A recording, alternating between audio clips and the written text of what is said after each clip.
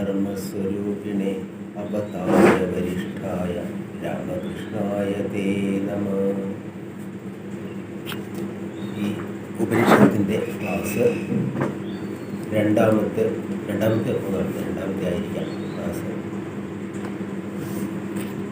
ഉപനിഷത്തുകൾ കേൾക്കുന്നുണ്ടല്ലോ. എൻ്റെ ശബ്ദം പൊതുവെ കുറച്ച് കുറവാണ്, പിന്നെ അടുത്തേക്ക്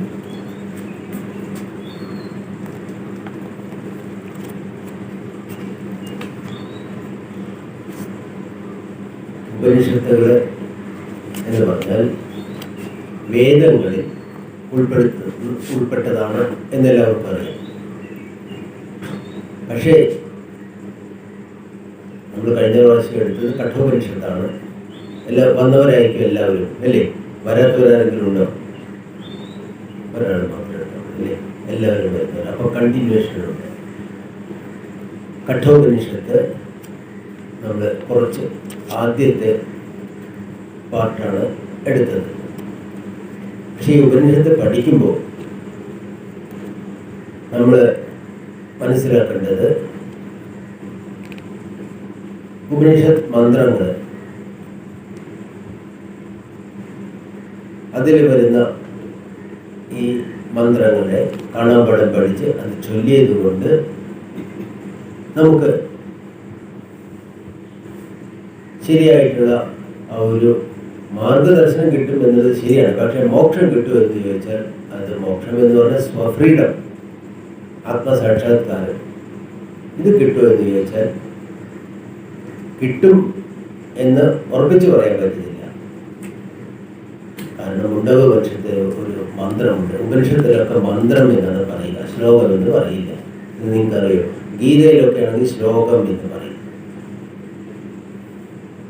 ഉച്ചരിച്ചു കഴിഞ്ഞതൊക്കെ ശ്ലോകങ്ങളാണ്. ഇത് വേദമന്ത്രങ്ങളാണ്. അതിൽ ഒരാൾ ഉച്ചരിച്ചതല്ല. അതുകൊണ്ടാണ് മന്ത്രങ്ങൾ. മനനാത്രായതേ ഇതി മന്ത്രം. അതിനെ കുറിച്ച് മനനം ചെയ്യുന്തോറും നമ്മളെ രക്ഷിക്കും. എന്തിൽ നിന്ന് രക്ഷിക്കും?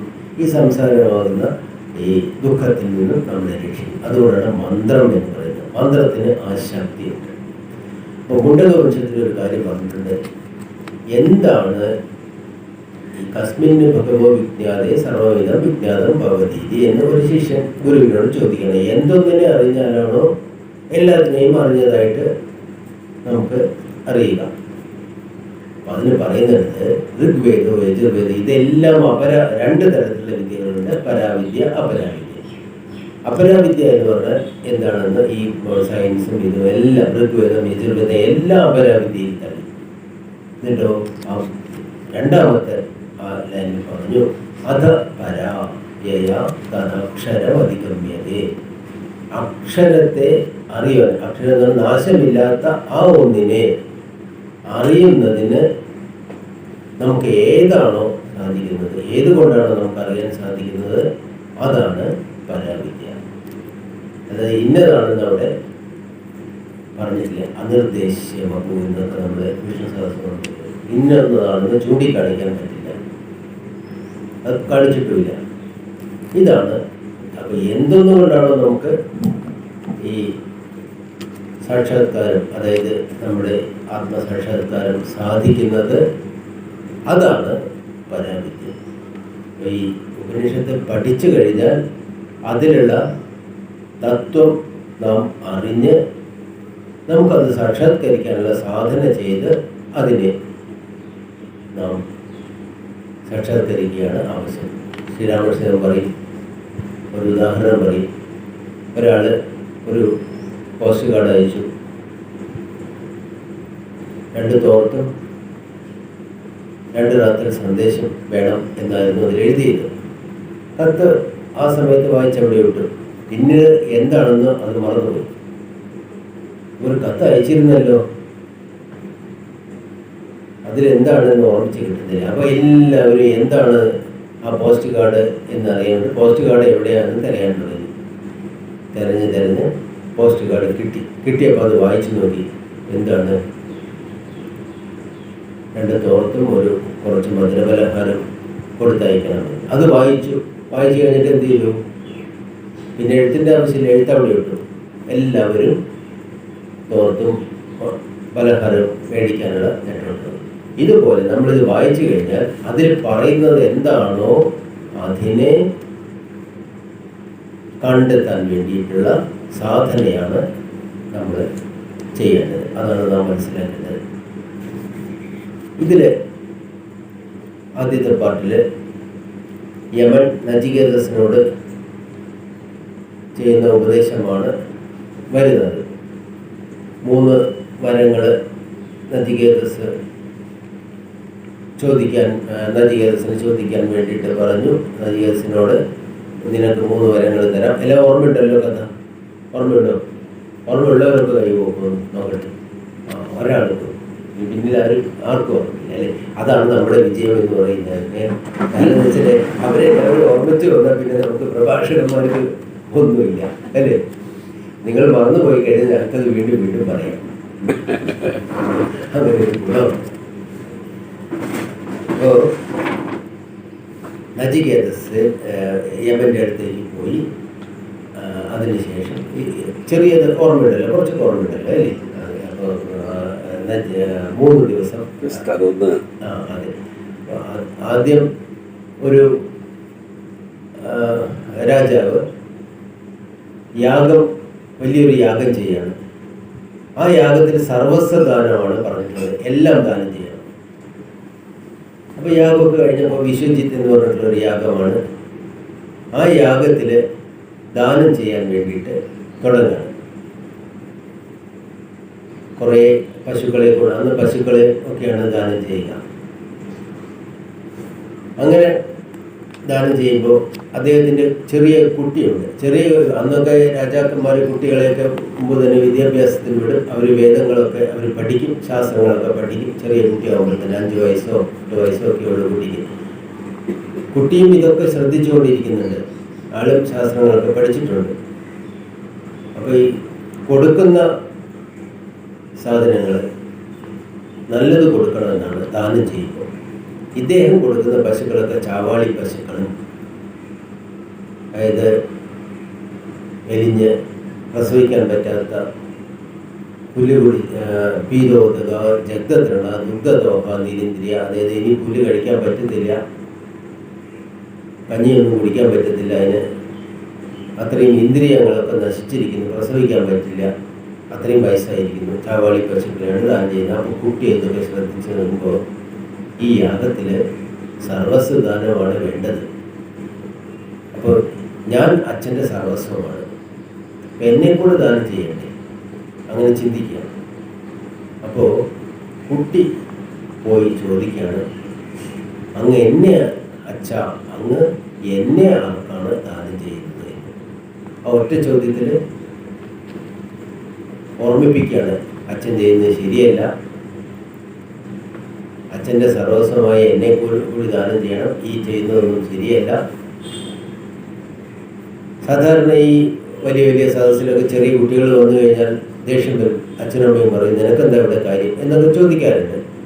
അതുപോലെ അച്ഛൻ ആദ്യം ദേഷ്യം വന്നു, ഉടനെ തന്നെ പറഞ്ഞു, എന്നെ ഞാൻ കാലിന് കൊടുക്കും, കാലനാണ് കൊടുക്കുന്നത്. സ്വാഭാവികമാണ്. നമ്മൾ പല സ്ഥലത്തും ഞാൻ ഇങ്ങനെ കേട്ടിട്ടുണ്ട്, കുട്ടികൾ കരയുമ്പോൾ അമ്മ വിളിച്ച് പറയുന്നത്, ഞാൻ ഒരു സ്ഥലത്ത് നടക്കുമ്പോൾ എന്നെ കാലിന് കൊടുക്കും എന്നൊക്കെ പറയുന്നത് കേട്ടിട്ടുണ്ട്. അതുപോലെ തന്നെ ആയിരിക്കാം ആ അച്ഛന് പറഞ്ഞു. അതിൽ പിടിച്ചു സത്യമേ പറയാവൂ, ഇത് പഠിച്ചിട്ടുണ്ട്. സത്യം പറഞ്ഞില്ലെങ്കിൽ മക്കൾക്ക് അച്ഛൻ്റെ വാക്ക് സത്യമാക്കാനുള്ള കടമയുണ്ട്. അപ്പോൾ അച്ഛൻ്റെ അടുത്ത് പറയാണ്, ഞാൻ യമലോകത്തേക്ക് പോകും, അച്ഛൻ എന്നെ യമന് കൊടുക്കുമെന്ന് പറഞ്ഞല്ലോ, അപ്പം അതുകൊണ്ട് ഞാൻ യമൻ്റെ അടുത്തേക്ക് പോകണം. അച്ഛൻ ഇങ്ങനെ പറഞ്ഞതിന് അപ്പോഴും അച്ഛൻ ദേഷ്യം വന്നിട്ട് പറഞ്ഞതാണ്, പക്ഷേ അച്ഛൻ്റെ വാക്ക് സത്യമാക്കണം എന്നുള്ള ആ ചിന്ത മാത്രമേ ഉള്ളൂ. യമന് കൊടുക്കാമെന്ന് പറഞ്ഞിട്ട് അച്ഛൻ എന്താണാവോ സാധിക്കാൻ പോകുന്നത് എന്ന് ചിന്തിച്ച് ആ കുട്ടി യമൻ്റെ അടുത്തേക്ക് പോവുകയാണ്. അച്ഛന് വിഷമം വന്നു, പക്ഷേ അച്ഛനെ സമാധാനിപ്പിച്ചുകൊണ്ട് പറഞ്ഞു, മുമ്പുള്ളവർ എങ്ങനെയാണോ പെരുമാറിയത് അത് നോക്കുക. പിന്നെ മരണം എന്ന് പറഞ്ഞാൽ എല്ലാവരും ജനിക്കുന്നു മരിക്കുന്നു, ഇതെല്ലാം സാധാരണമാണ് എന്നെല്ലാം പറഞ്ഞു കൊടുത്ത് അതായത് പൂർവികന്മാർ സത്യത്തിൽ നിന്ന് വ്യതിചലിച്ചിട്ടില്ല, അതുകൊണ്ട് എൻ്റെ അച്ഛനും സത്യത്തിൽ നിന്ന് വ്യതിചലിക്കരുത്. ആ ഒരു നിർബന്ധം കൂട്ടിയിട്ടുണ്ടായിരുന്നു. അപ്പം അങ്ങനെ യമൻ്റെ അടുത്തേക്ക് പോയി. യമൻ അവിടെ ഉണ്ടായിരുന്നില്ല, ഉണ്ടായിരുന്നില്ല അല്ലെങ്കിൽ മാറി നിന്നതായിരിക്കാം. ഒരു കഥ പശ്ചാത്തലം ഉണ്ടാക്കണം ഈ ആത്മോപദേശത്തിന് വേണ്ടിയിട്ട്. 3 ദിവസം അവിടെ കാത്തു നിന്നു. അംഗരക്ഷകന്മാരും അവിടെ ദ്വാരപാലകന്മാരുണ്ട്. അവരൊക്കെ പറഞ്ഞു, നീ വരൂ, ഭക്ഷണം കഴിക്കൂ, വിശ്രമിക്കൂ എന്നെല്ലാം പറഞ്ഞ് കുട്ടിയെ ഉള്ളിലേക്ക് യമനോടിയില്ല, 3 ദിവസം കഴിഞ്ഞിട്ടേ വരുള്ളൂ, അതുവരെ നീ സുഖമായിട്ട് ഭക്ഷണം എല്ലാം കഴിച്ചിട്ട് ഇവിടെ താമസിക്കും എന്ന് പറഞ്ഞു. കുട്ടി പറഞ്ഞു, ഇല്ല, ഞാൻ യമനെ കണ്ടിട്ടേ അകത്ത് കയറുള്ളൂ. വന്ന കാര്യം ആദ്യം സാധിച്ചതിന് ശേഷം മറ്റു കാര്യങ്ങൾ, അല്ലാതെ ആദ്യമായിട്ട് സുഖമായിട്ട് ഭക്ഷണം കഴിച്ച് അവിടെ ഉറങ്ങിക്കഴിഞ്ഞാൽ വന്ന കാര്യമൊക്കെ മറന്നു. ഇതൊക്കെ നമ്മൾ ആ സൈക്കോളജിക്കലായിട്ടുള്ള ഒരു ഇത് നമ്മൾ ശ്രദ്ധിക്കേണ്ടതാണ്. എവിടെയെങ്കിലും പോകുമ്പോൾ ആദ്യമായിട്ട് നമ്മൾ എന്തിനവിടെ പോയി എന്നുള്ളത് മറക്കാതെ, എന്ത് കാര്യം സാധിക്കാൻ വേണ്ടി പോയോ അത് ആദ്യം ചെയ്യണം, എന്നതിന് ശേഷം മറ്റു കാര്യങ്ങൾ. ഇവിടെ ഇതാണ് നചികേതസ് ചെയ്തത്. അങ്ങനെ യമൻ വരുമ്പോൾ കുറേ ഈ കാര്യങ്ങളിൽ ഇതൊക്കെ പറയുന്നുണ്ട്. അത് കഴിഞ്ഞതിന് ശേഷം 3 ദിവസം ഇവിടെ കാത്തു നിന്നില്ലേ, ഭക്ഷണം പോലും കഴിക്കാതെ, അപ്പോൾ നീ 3 വരങ്ങൾ ചോദിച്ചോളൂ എന്ന് പറയും. ആദ്യത്തെ വരം കൊണ്ട് കുട്ടി ആവശ്യപ്പെട്ടത് എന്താണ്? അച്ഛൻ എന്നെ അച്ഛൻ എന്നെ കാണുമ്പോൾ തിരിച്ചു പോകുമ്പോൾ അച്ഛന് എന്നെ തിരിച്ചറിയണം, എന്നിലുള്ള ആ ദേഷ്യം ഉണ്ടാകാൻ പാടില്ല. നമുക്ക് എന്നെ തിരിച്ചറിയണം. മരിച്ചു കഴിഞ്ഞതിന് ശേഷം തിരിച്ചു പോയി കഴിഞ്ഞാൽ സ്വന്തം മകനായാലും തിരിച്ചു വന്നു കഴിഞ്ഞാൽ അമ്മയ്ക്ക് സ്നേഹം ഉണ്ടാകും, പേടിക്കും, അതുണ്ടാവില്ല. ഓക്കെ, അതൊക്കെ ശരി. അപ്പോൾ അച്ഛൻ്റെ സുഖമാണ് ആദ്യം നോക്കിയത്, തൻ്റെ സുഖമല്ല. തിരിച്ചു പോകുമ്പോൾ അവർ സന്തോഷമായിട്ടിരിക്കണം. അതിനുശേഷം 2ാമത്തെ വരം ചോദിക്കാൻ പറഞ്ഞു. ഈ ലൗകിക സുഖങ്ങളൊക്കെ ശരിയാകണം. അങ്ങനെ ഉണ്ടായാലും അടുത്തത് ചോദിച്ചത് ഒരു യാഗം, ഈ സ്വർഗലോക പ്രാപ്തിക്ക് ഉപായമായിട്ടുള്ള ഒരു യാഗം എങ്ങനെയാണ് ചെയ്യേണ്ടത്, അതിനെക്കുറിച്ച് അങ്ങേക്ക് അറിയും, അത് അങ്ങനെക്ക് പറഞ്ഞു തരണം എന്ന് അത് പറഞ്ഞു കൊടുക്കുന്നുണ്ട്. അതിനെക്കുറിച്ച് അധികം യാഗങ്ങൾ എങ്ങനെയാണ് എന്നൊന്നും ഇതിൽ പറയുന്നില്ല, കാരണം അത് അപ്രധാനമായതുകൊണ്ട്. ഉപനിഷത്തിലെ ജ്ഞാനം മാത്രമാണ് വിസ്തരിച്ച് പറയുന്നത്. അതുകൊണ്ട് ഈ റിച്വൽസ് ഒന്നും വിസ്തരിച്ച് പറയാത്തത് കൊണ്ട് അതിനെക്കുറിച്ച് വിസ്തരിച്ച് പറഞ്ഞിട്ടില്ല. പക്ഷെ അത് മറ്റ് സ്ഥലങ്ങളിൽ ഇതിൻ്റെ യാഗങ്ങളെ കുറിച്ചൊക്കെ പറയുന്നുണ്ട്. അത് നോക്കി പഠിക്കണം. അതിനെക്കുറിച്ച് പറഞ്ഞു കൊടുത്തപ്പോൾ ഓരോ മന്ത്രങ്ങളും ചൊല്ലിക്കൊടുക്കുമ്പോൾ അത് കുട്ടി അതേപോലെ തിരിച്ച് ചൊല്ലിക്കൊടുക്കുന്നുണ്ട്. മെമ്മറൈസ് റണ്ണൻ മാർട്ടിൻ മുഴുവൻ മെമ്മറൈസ് ചെയ്യുന്നത്. അതുപോലെ മെമ്മറൈസ് ചെയ്യേണ്ട കപ്പാസിറ്റി കുട്ടികൾക്ക് കൊടുക്കും. അതുകൊണ്ട് ആ കുട്ടി അതേപോലെ തിരിച്ചു പറഞ്ഞു. അപ്പോൾ അതെല്ലാം പഠിച്ചു, വളരെ സാമർഥ്യത്തോടുകൂടി പഠിച്ചപ്പോൾ അത് പറയുകയാണ്, നിനക്ക് ഞാൻ ഒരു വരം കൂടെ തരുന്നുണ്ട്, ഒരു രത്നമാലയും കൊടുക്കണം. പക്ഷെ കുട്ടിക്ക് ഇതിലൊന്നും ശ്രദ്ധയില്ല. 3ാമത്തെ വരം ചോദിച്ചോളാൻ പറയും. അപ്പോൾ 3ാമത്തെ വരം ചോദിക്കുകയാണ്. എല്ലാവരും പറയുന്നു മരണശേഷം ഒരു ലോകമുണ്ടെന്നും ചില ആൾക്കാർ ഇല്ല എന്നും പറയുന്നു. ഇതിലേതാണ് ശരി? എന്ത് സംഭവിക്കുന്നു മരണത്തിന് ശേഷം? ഇത് അങ്ങയ്ക്ക് മാത്രമേ പറയാൻ പറ്റുള്ളൂ. അങ്ങയ്ക്ക് അറിയുന്ന ഒരു രഹസ്യമാണ്. ഇത് അങ്ങയിൽ നിന്ന് കേൾക്കാൻ പഠിക്കാൻ ഞാൻ ഉദ്ദേശിക്കുന്നു. അപ്പോൾ യമൻ പറയുന്നുണ്ട്, നീ ഇത് മാത്രം എന്നോട് ചോദിക്കരുത്, കാരണം ഇത് വളരെ വിഷമം പിടിച്ച ഒരു ചോദ്യമാണ്. ഇത് എല്ലാവരും സംശയിച്ച, ദേവന്മാർ പോലും ഇതിൽ സംശയിച്ചിട്ടുണ്ട്, മരണശേഷം ഉണ്ടോ ഇല്ലയോ എന്നാണ്. ദേവേരത്രാവി ചികിത്സിതം. അപ്പോൾ ഇങ്ങനെ യമൻ നചികേതസിനെ പിന്തിരിപ്പിക്കാൻ നോക്കണം. എന്തുകൊണ്ടാണ് ഇങ്ങനെ പിന്തിരിപ്പിക്കാൻ നോക്കുന്നത്? ഇവൻ ഇതിൽ യഥാർത്ഥത്തിൽ ഈ ആത്മവിഷയത്തിൽ താല്പര്യമുണ്ടോ എന്നാണ്. നമ്മളും അതെ, രാമകൃഷ്ണ മഠത്തിൽ നമ്മൾ ആദ്യം ഒരാൾ ചേരണം എന്ന് പറഞ്ഞു വന്നാൽ അല്ലേ, നമ്മൾ ആദ്യം അവരെ ഒന്ന് നോക്കി അങ്ങനെ എങ്ങനെയൊക്കെ പറഞ്ഞിട്ട് വേണ്ട, നിങ്ങൾ അതാണ് നല്ലത്, ജോലി കിട്ടി പോകും, ജോലി കിട്ടുന്നത്, ഇത് അവർക്ക് ശരിയായിട്ടുള്ള വൈരാഗ്യം ഉണ്ടോ എന്ന്. ഇതുപോലെ അവിടെ ഞങ്ങൾ പറയുകയാണ്, ഇത് ശരിയായിട്ടുള്ള ഒരു ആഗ്രഹമുണ്ടോ ഇതറിയാൻ വേണ്ടിയിട്ട്, അത് വെറുതെ അങ്ങ് ചോദിച്ചതാണോ എന്ന്. അല്ല, ഇത് തന്നെ എനിക്ക് വേണമെന്ന് പറയുമ്പോൾ വീണ്ടും പ്രലോഭിപ്പിക്കുകയാണ്. നിനക്ക് ഈ ഭൂമിയിലെ മുഴുവൻ രാജാവാക്കി നിന്നെ വാഴിക്കാം, എന്ത് വേണോ, എന്ത് ഭൂലോക എന്താണ് അപ്സരസുകളെ മുഴുവൻ നിന്റെ ദാസികളാക്കി തരാം, തേരുകളും ഇതുമെല്ലാം തരാം, എങ്കിലും നീ ഈ ചോദ്യത്തിൽ നിന്ന് പിന്മാറും എന്ന് പറയും. ഇതൊക്കെ അങ്ങേക്ക് തന്നെ ഇരിക്കട്ടെ, ഇതൊന്നും എനിക്ക് വേണ്ട, എനിക്ക് വേണ്ടതല്ല അങ്ങേ കണ്ടത് കൊണ്ട് തന്നെ കിട്ടും, പിന്നെ എന്തിനാണ് എനിക്ക് വേറെ ആഗ്രഹങ്ങൾ? അങ്ങനെ ഈ വിത്തങ്ങളെ കൊണ്ട്, അതായത് വലിയൊരു പ്രധാനപ്പെട്ട ഒരു മന്ത്രത്തിലുണ്ട്, ന വിത്തേന തർപ്പണീയോ മനുഷ്യോ എന്ന് പറയുന്ന മന്ത്രത്തിൽ. വിത്തം കൊണ്ട് ഒരിക്കലും മനുഷ്യനെ തൃപ്തിപ്പെടുത്താൻ സാധിക്കില്ല. വിത്തം എന്ന് പറഞ്ഞാൽ പണമോ ആഗ്രഹങ്ങളോ എന്തായാലും അതുകൊണ്ട് തൃപ്തിപ്പെടുത്താൻ സാധിക്കില്ല. ഇതാണ്. പിന്നെ മാത്രമല്ല, യമധർമ്മരാജാവിൻ്റെ അടുത്ത് പോയിട്ട് ഈ ചെറിയ ഭൂമിയും ഈ അപ്സരസുകളെയൊക്കെ വേണമെന്ന് പറയുന്നത് എന്തൊരു വിഡ്ഢിത്തമാണ്.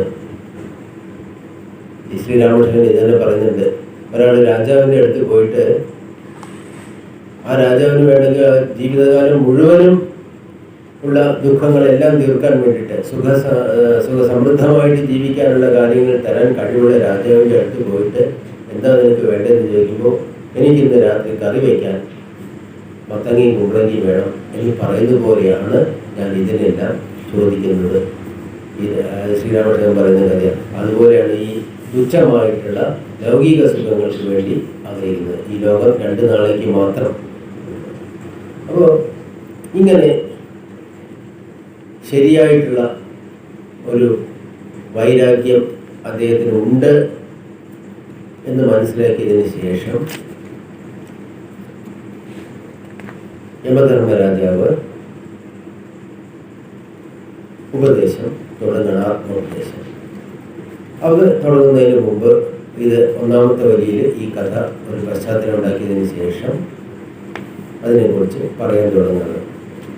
മന്ത്രങ്ങൾ അന്യത് ശ്രേയോ അന്യദുദൈവ പ്രേയഃ തേ ഉഭേ നാനാർത്ഥേ പുരുഷം സിനീതഃ തയോ ശ്രേയ ആദദാനസ്യ സാധു ഭവതി ഹിയതേർത്തായൗ പ്രേയോ വൃണീതേ.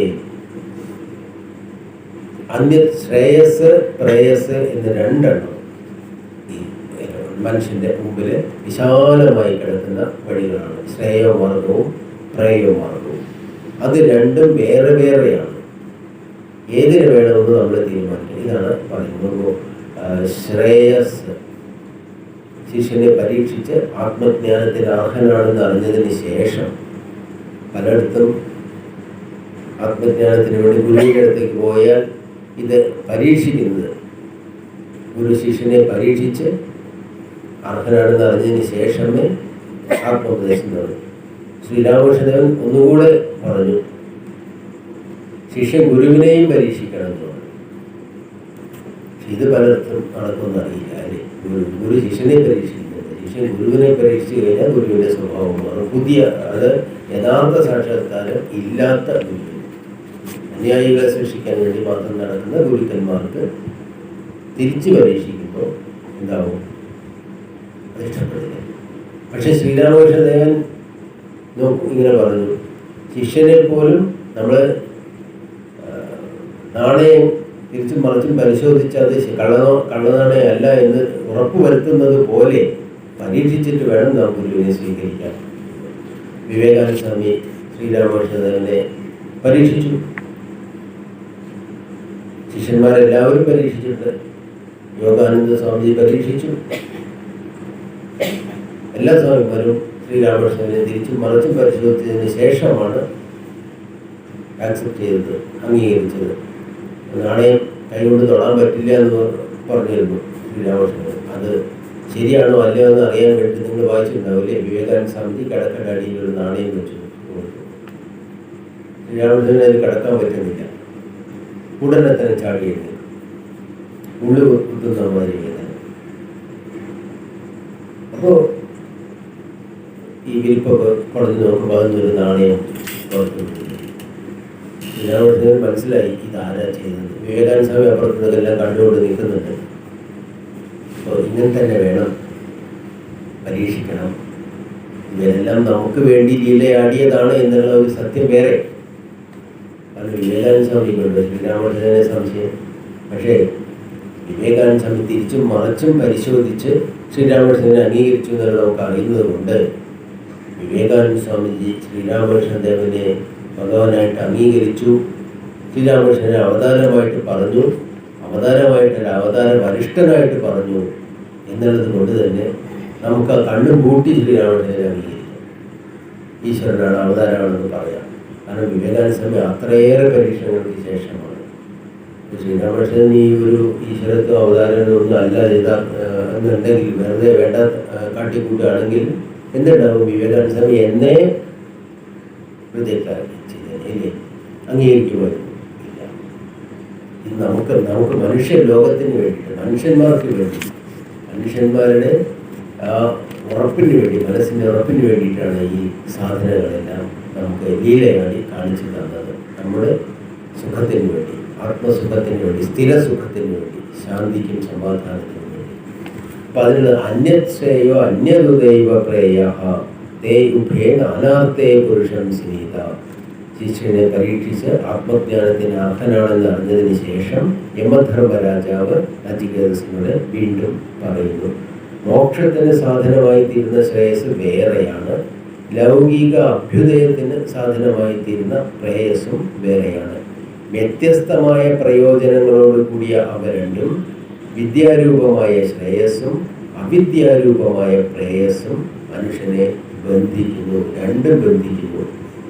അവയിൽ ശ്രേയസിനെ സ്വീകരിക്കുന്നവന് നന്മയുണ്ടാകുന്നു, പ്രേയസിനെ സ്വീകരിക്കുന്നവൻ പരമലക്ഷ്യമായ പുരുഷാർത്ഥത്തിൽ നിന്ന് ഭ്രഷ്ടനായി തീരുന്നു. രണ്ട് മാർഗങ്ങൾ, ശ്രേയമാർഗം, പ്രേയമാർഗം. അപ്പോൾ പ്രലോഭിതനായിട്ടും അവയുടെ നിസ്സാരതയെ മനസ്സിലാക്കി അവയെല്ലാം ഉപേക്ഷിച്ചതിൽ നചികേതസ് കാണിച്ച വൈരാഗ്യശക്തി പ്രശംസനീയം തന്നെയാണ്.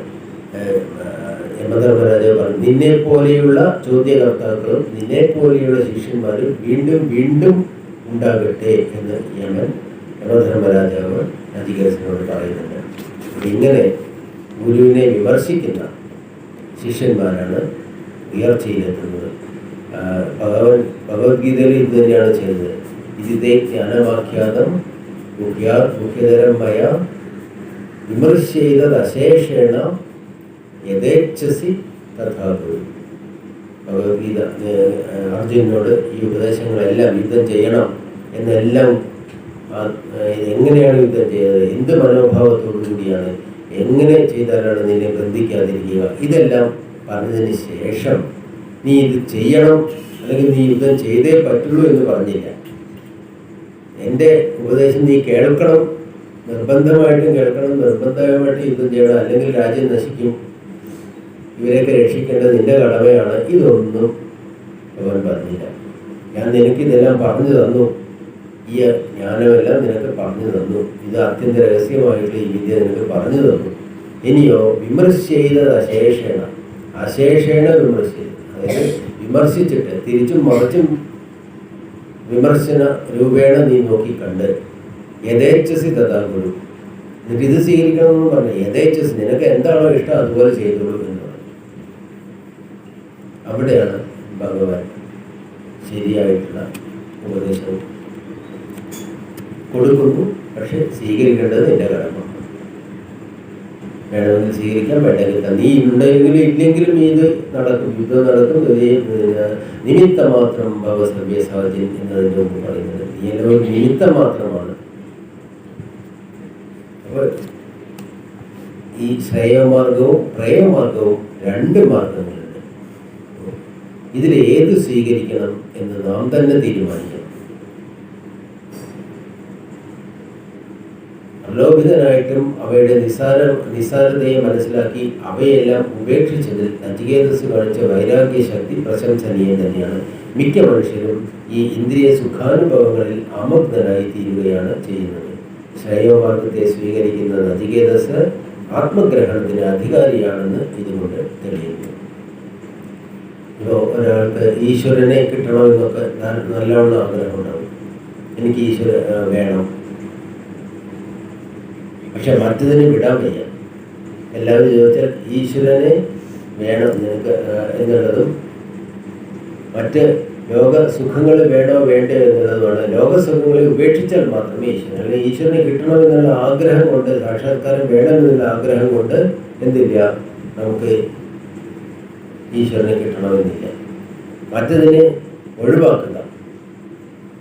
അപ്പം എന്തായി, തനിയെ ആ ഈശ്വര സാക്ഷാത്കാരം നമ്മളിലേക്ക് എത്തിച്ചു. യദ്യ ത്യജതി കാമാനാം തത് സുഖസ്യ അഭിഭൂര്യതേ എന്ന് ഭാഗവതത്തിൽ പറയും.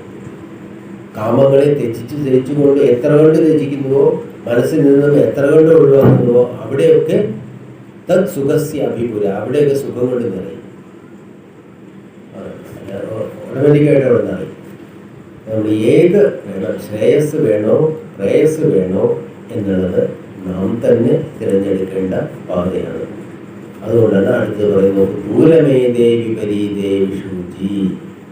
അവിദ്യ എന്നും വിദ്യ എന്നും രണ്ടെണ്ണം ആയിട്ടാണ്. അവിദ്യായ ച വിദ്യേതി ജ്ഞാത. അവിദ്യയും വിദ്യയും ശ്രീരാമകൃഷ്ണൻ ഇഷ്ടംപോലെ പറഞ്ഞിട്ടുണ്ട് വിദ്യ അവിദ്യ എന്ന്. വിദ്യ സ്വാതന്ത്ര്യത്തിലേക്ക് നയിക്കുന്നു, അവിദ്യ ബന്ധനത്തിലേക്ക് നയിക്കുന്നു, വിദ്യ മോക്ഷത്തിലേക്ക് നയിക്കുന്നു. വിദ്യാഭീപ്സിനം നചികേതസമ്പന്നേ നത്വാ കാമാ ബഹവോ ലുലുബന്ധ.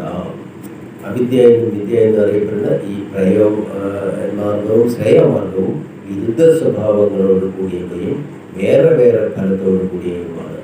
അവയിൽ നിനക്ക് വിദ്യയെ ആഗ്രഹിക്കുന്നവരാണ് നീ എന്ന് ഞാൻ അറിയുന്നു. അതുകൊണ്ട് ഈ കാമവസ്തുക്കളൊന്നും നിന്നെ പ്രലോഭിപ്പിക്കുവാൻ പര്യാപ്തമായില്ല. പ്രലോഭനങ്ങൾക്കൊന്നും നീ അസമ്മതനായില്ല എന്നാണ് പറയുന്നത് ഈ യമധർമ്മരാജയോട് പറഞ്ഞുകൊടുക്കുക. ശ്രീരാമകൃഷ്ണൻ ഒരു ഉദാഹരണം പറഞ്ഞു. ആദ്യാശക്തിക്കുള്ളിൽ വിദ്യയും അവിദ്യയും രണ്ടുമുണ്ട്. അവിദ്യ മോഹിപ്പിക്കുന്നു, കാമിനി കാഞ്ചനം നിർമ്മിച്ച് നമ്മെ ലോകത്തിലേക്ക് ആകർഷിക്കുന്നു. ഇതാണ് അവിദ്യ ചെയ്യുന്നത്. വിദ്യയിൽ നിന്ന് ഭക്തിയും ദയയും ജ്ഞാനവും പ്രേമവും ഉണ്ടാകുന്നു. വിദ്യ നമ്മെ ഈശ്വര മാർഗത്തിലേക്ക് നയിക്കുന്നു.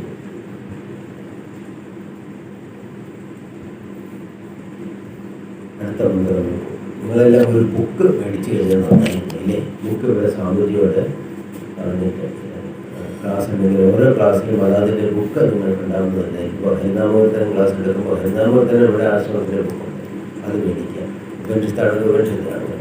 അപ്പോൾ നിങ്ങൾക്ക് കൂടെ നോക്കുമ്പോൾ കുറച്ചുകൂടെ ഇല്ലെങ്കിൽ പറഞ്ഞില്ല, എല്ലാവരും അടുത്ത ക്ലാസ്സിലേക്ക് എല്ലാം മറന്നു പോകും. അടുത്ത മന്ത്രം നോക്കും. അവിദ്യായ അന്തരേ വർത്തമാനാഹ സ്വയം ധീരാ പണ്ഡിതം മന്യമാന ദന്ത്രമ്യമാന പര്യന്തി മൂഢ അന്ധേനൈവ ദീയമാന യഥാന്ത. അപ്പോൾ ഈ അവിദ്യയിൽ പോകുന്നവരെ അവർക്ക് എന്താണ് ഫലം? അതാണ് പറയുന്നത്. കേവലമായ അജ്ഞാനത്തിൽ വർത്തിക്കുന്നവരും അത് ഈശ്വരമാർഗത്തിൽ നിന്നും വ്യതിചലിച്ചു പോകുന്നവരെ, പ്രേമമാർഗത്തിൽ കണ്ണുതള്ളി അതിലേക്ക് പോകുന്നവർ, സ്വയം ധീരന്മാരാണെന്നും പണ്ഡിതന്മാരാണെന്നും അഭിമാനിക്കുന്നവരുമായ മൂഢന്മാർ, സ്വയം അഹങ്കാരം കൂടുതലായിട്ടുള്ള മൂഢന്മാർ, കുരുടന്മാരാൽ നയിക്കപ്പെടുന്ന കുരുടന്മാരെ പോലെ അങ്ങുമിങ്ങും അലിഞ്ഞു തിരിഞ്ഞുകൊണ്ടിരിക്കുന്നു. ഒരു കണ്ടുമുട്ടൻ വേറൊരു കണ്ടുമുട്ടന് വഴി കാണിച്ച് കൊടുക്കാൻ, ഞാൻ വഴി കാണിച്ചു തരാം എന്ന് പറഞ്ഞ് പോയി കഴിഞ്ഞാൽ രണ്ടുപേരും വഴി തെറ്റിയിട്ട് കുഴിയിൽ ചാടുന്നത് പോലെ രണ്ടുപേരും നശിച്ചു പോകുന്നു. ആണ് അവിദ്യയെ ആശ്രയിച്ചാലുള്ള ഫലം. ഇതെല്ലാം നമുക്കെല്ലാം ശരിയായിട്ട് അറിയുന്നതാണ്. ഈ ഉപദേശങ്ങൾ വളരെ സാധാരണമായി നാം എല്ലാം കേൾക്കുന്നതാണ്. പക്ഷേ ഇതിൻ്റെ ഒരു ഗാംഭീര്യവും ഒരു സീരിയസ്നെസ് അത് നാം എടുത്തു കഴിഞ്ഞാൽ നമുക്കിത് ഈ ആശയം എത്ര വലുതാണ്, നമുക്ക് പ്രാപ്യമാണ്. ഈ ആധ്യാത്മ മാർഗം ലക്ഷ്യം ഈശ്വര സാക്ഷാത്കാരം എന്ന് പറയുന്ന മനുഷ്യ ജീവിതത്തിൻ്റെ ലക്ഷ്യം തന്നെ ഈശ്വര സാക്ഷാത്കാരമാണ്.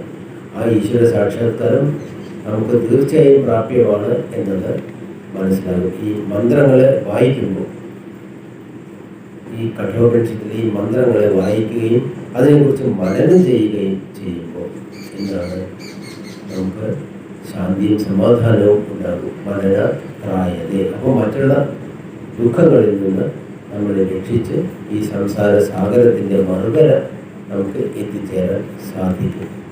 വെറുതെ വായിക്കുകയാണെങ്കിൽ ഇപ്പോൾ ഇവിടെ ശ്രീരുദ്രം ഇവിടെ പാരായണം ചാണ്ടിയത് ആ വേദമന്ത്രങ്ങൾ കേൾക്കുമ്പോൾ തന്നെ നമുക്കൊരു ശാന്തതയുണ്ട്. പക്ഷേ കേൾക്കുന്നത് മാത്രമല്ല, അതിൻ്റെ അർത്ഥം മീനിങ്ങോടുള്ള പുസ്തകം നമ്മുടെ ആശ്രമത്തിൽ തന്നെ അത് ശതരുദ്രിയം എന്ന് പറയുന്ന ബുക്കുണ്ട്. അതിൽ ഇതിൻ്റെ അർത്ഥം മലയാളത്തിൽ ശരിയായിട്ട് വിവരിച്ചിട്ടുണ്ട് അല്ലേ, ശതരുദ്രി അല്ലേ. അപ്പോൾ അത് നോക്കി അതിൻ്റെ അർത്ഥങ്ങൾ മനസ്സിലാക്കണമെങ്കിൽ ആ സാമാന്യമായിട്ടുള്ള അർത്ഥം അതിൽ നിന്ന് മനനം ചെയ്ത് ഇതിനെ ആനുകാലികമായിട്ടുള്ള അർത്ഥങ്ങൾ ലഭിക്കുന്നതാണ്. വ്യാകരണപരമായിട്ടുള്ള അർത്ഥങ്ങൾ പിന്നെ അത് പണ്ഡിതന്മാർ കൊണ്ടുപോകട്ടെ, അതിനെക്കുറിച്ച് ഇതിൻ്റെ ആവശ്യമില്ല. ഈശ്വരൻ പണ്ഡിതന്മാരുടെ അർത്ഥങ്ങളൊന്നും നമ്മൾ നോക്കുന്നില്ല. അതിന് കുറേ വ്യാഖ്യാനങ്ങൾ കൊടുക്കാം. ഈശ്വര മാർഗത്തിലേക്ക് നയിക്കുന്ന രീതിയിലുള്ള അർത്ഥം നമുക്ക് അതിൽ നിന്ന് ഗ്രഹിക്കുന്നതാണ്, കിട്ടുന്നതാണ്.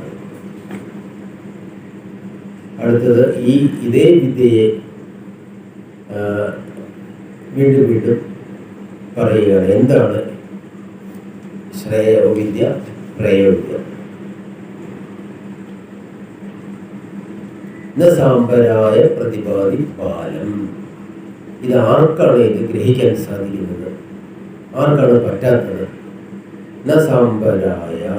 സാമ്പരായ എന്ന് പറഞ്ഞാൽ പരലോകപ്രാപ്തിക്കുള്ള ഈ സാധന ആർക്കൊക്കെ പറ്റാത്തത്? പ്രതിഭാതി പ്രതിഭാതി സാമ്പരായ പ്രതിഭാതി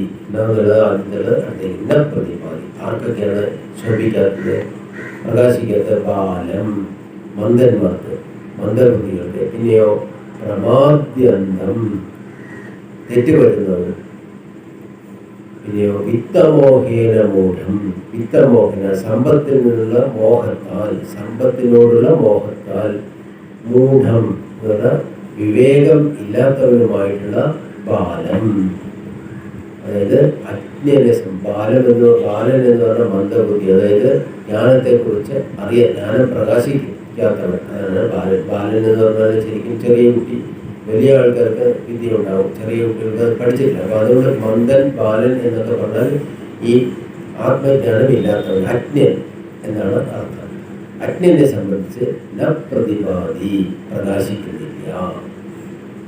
അയം ലോക നാസ്തി പര ഇതി മാനി. അയം ലോക, ഈ ലോകമേ ഉള്ളൂ, പരഹ ന അസ്തി.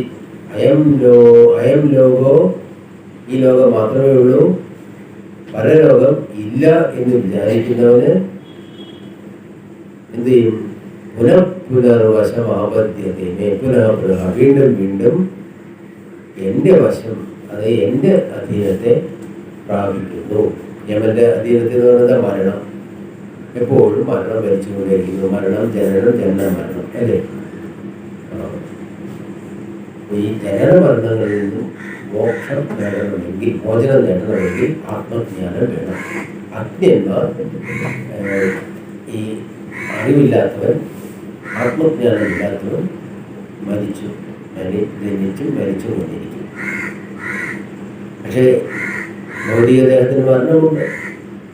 അത് ചായ കൂടി കഴിഞ്ഞിട്ട് 10 മിനിറ്റ് കൂടെ പറഞ്ഞു കഴിഞ്ഞാൽ തീരണം. ചായ വെച്ചിട്ട്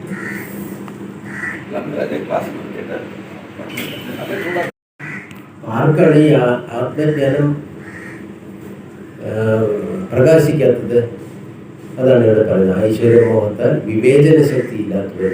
വിവേചന ശക്തി മാത്രമാണ് മനുഷ്യന്മാർക്ക് പ്രത്യേകമായിട്ടുള്ള ഒരു കഴിവായിട്ട് തന്നിട്ടുള്ളത്. മൃഗങ്ങളിൽ നിന്ന് വ്യത്യസ്തമാക്കുന്നത്. മറ്റതെല്ലാം സമാനമാണ്. ആഹാരം, നിദ്ര, ഭയം, മൈഥുനം ഇതെല്ലാം മൃഗങ്ങൾക്കുമുണ്ട്. ഇന്ന് ഞാൻ ബസ്സിൽ വരുമ്പോൾ ഇത് കേട്ടില്ല. എന്താണ് കൃമിജന്മത്തിന് വലുതാണ്. എന്താണ് ഈ സുഖം? ഈ സാധാരണ ഈ സുഖങ്ങളെല്ലാം കൃമിജന്മത്തിലും ഉണ്ടാവും. പക്ഷെ മനുഷ്യജന്മത്തിനാണ് അതിനെ കൺട്രോൾ ചെയ്യാൻ വേണ്ടിയിട്ടുള്ള ആ ഒരു ഇത് മനുഷ്യജന്മത്തിന് മാത്രമാണ് ഉള്ളത്. അപ്പോൾ ആ ഒരു വിവേചന ബുദ്ധി പ്രയോഗിക്കണം. അതല്ലെങ്കിൽ എന്താണ്? വിവേചനമില്ലാത്തതും അവന് ഈ ആത്മജ്ഞാനം ശോഭിക്കുന്നില്ല. ന പ്രതിപാദി സാമ്പര, ഈ പരാവിദ്യ ശോഭിക്കുന്നില്ല.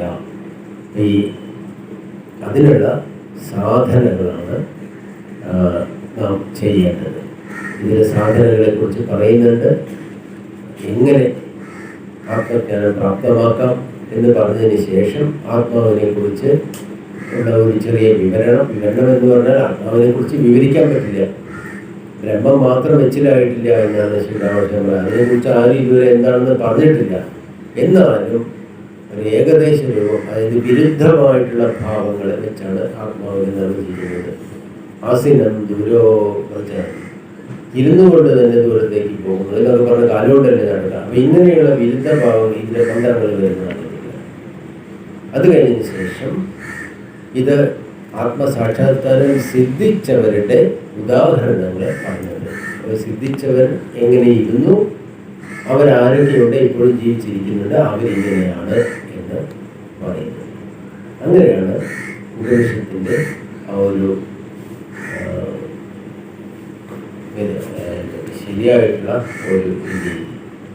വെറുതെ അത് സിദ്ധാന്തമല്ല, ഇത് പ്രായോഗികമായി നടപ്പാക്കാൻ സാധിക്കുന്ന ജ്ഞാനമാണ് ഇത് എന്നാണ് ഉപനിഷത്തുകളിൽ നമുക്ക് പഠിപ്പിച്ചു തന്നിരിക്കുന്നത്. അടുത്ത ഇത് പറയുന്നത് അങ്ങനെയാണ്. അപ്പോൾ ഈ വിവേകമാണ് നമുക്ക് പ്രത്യേകമായിട്ട് ശ്രേയശ്ച പ്രേയശ്ച മനുഷ്യമേധ തൗ സംപരീത്യ വിവിനക്തി ധീരഃ ശ്രേയോ ഹി ധീരോഭിപ്രേയസോ വൃണീതേ ശ്രേയോ മന്ദോ യോഗക്ഷേമാ വൃണീതേ. ഇത് വളരെ പ്രധാനപ്പെട്ട ഒരു മന്ത്രമാണ്. ശ്രേയഃ ച പ്രേയഃ ച ശ്രേയശ്ച പ്രേയശ്ച. മനുഷ്യനെ ഏതഃ പ്രാപിക്കുന്നു. രണ്ടും നമ്മൾ വെക്കുന്നുണ്ട്. തൗ അതിന് രണ്ടിനെയും സംപരീത്യ വളരെ സൂക്ഷ്മമായി വിശകലനം ചെയ്ത് വിവേചിച്ച് അതിൻ്റെ സംപരീത്യ വിവിനക്തി വിചാരം ചെയ്ത് എന്ത് ചെയ്യുന്നു? ധീരൻ ശ്രേയസിനെ സ്വീകരിക്കുന്നു. ശ്രേയോ ഹി ധീര, ശ്രേയസിനെ തന്നെ സ്വീകരിക്കുന്നു ധീരൻ. അഭിപ്രേയസോ വൃണീതേ, പ്രേയസിനെക്കാട്ടിലും ശ്രേഷ്ഠമാണെന്നറിഞ്ഞ് ശ്രേയസിനെ ധീരൻ സ്വീകരിക്കുന്നു. പ്രേയസിനെ മന്ദന്മാർ നമ്മൾ സ്വീകരിച്ചിട്ട് എന്താ പറയുന്നത്? യോഗക്ഷേമങ്ങളിലുള്ള ആഗ്രഹങ്ങൾ നിമിത്തം പ്രേയസിനെ മന്ദബുദ്ധികൾ അജ്ഞന്മാർ അതിനെ സ്വീകരിക്കുന്നു. ഇനി അവിടുന്ന് അങ്ങോട്ട് അവരെന്താ സംഭവിക്കുന്നത്? അവർ നമ്മൾ ഏതിനെ സ്വീകരിക്കണം, ഏത് മാർഗത്തെ സ്വീകരിക്കണം, ശ്രേയസിനെ വേണോ പ്രേയസിനെ വേണോ എന്നുള്ളത് നാം തന്നെ തീരുമാനിക്കണം. ശ്രേയസ്സും പ്രേയസ്സും മനുഷ്യനെ ഒരുപോലെ പ്രാപിക്കുന്നു, ഒരേപോലെ. ബുദ്ധിമാനായ മനുഷ്യൻ നല്ലവണ്ണം ആലോചിച്ച് അവയെ വേർതിരിച്ചറിയുന്നു. ധീരൻ പ്രേയസിനേക്കാൾ ശ്രേഷ്ഠമാണെന്നറിഞ്ഞ് ശ്രേയസിനെ തന്നെ സ്വീകരിക്കുന്നു. മൂഢബുദ്ധികളാകട്ടെ ലൗകിക കാര്യങ്ങളുടെ ആഗ്രഹ നിമിത്തം പ്രേയസിനെ സ്വീകരിക്കുന്നു. അപ്പോൾ നമ്മൾ ഏത് സ്വീകരിക്കണം? പ്രേയസിനെ സ്വീകരിക്കണം, ശ്രേയസിനെ സ്വീകരിക്കണം എന്ന് നാം തീരുമാനിച്ച് ഏറ്റവും ശ്രേഷ്ഠമായിട്ടുള്ള ശ്രേയമാർഗത്തെ തന്നെ സ്വീകരിക്കാനുള്ള ആ ഒരു മാർഗം. ഇതാണ് ഇങ്ങനെയുള്ള സംഘം, സത്യവചനം. ഇതുകൊണ്ടുള്ള ഗുണം കൊണ്ട് ശ്രേയമാർഗത്തെ സ്വീകരിക്കാൻ നമ്മുടെ മനസ്സ് അങ്ങോട്ട് തിരിയുന്നു. ഇതാണ് നാം ചെയ്യേണ്ടത്.